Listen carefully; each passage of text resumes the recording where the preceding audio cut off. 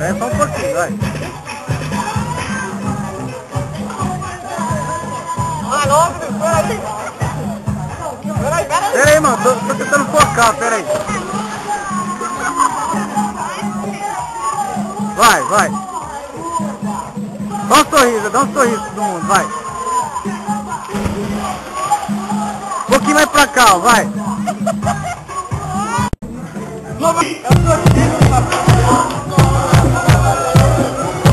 Isso, pelo amor de Deus. Rebora, perigoso! Fernandão!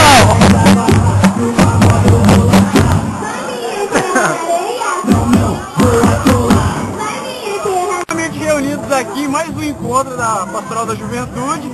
Agora perguntar pro pessoal o prestígio. Acho que é São Pedro. De estar Prestígio de estar prestigiando. O prestígio de estar presente aqui hoje. É tudo mentira isso aí, é tudo mentira. Vamos nessa ver o que o povo tá achando aí.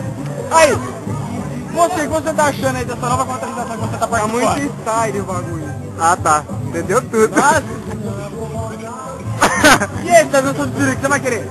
Eu quero mulher. Teremos um close aqui, nosso amigo Alexandro Buck. Vamos perguntar pra ele o prestígio de estar presente aqui hoje. Olha, a felicidade de você estar aqui hoje.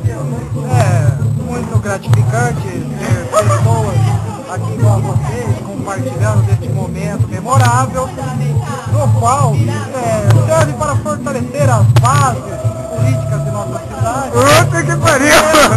E pastorais de nossa comunidade católica.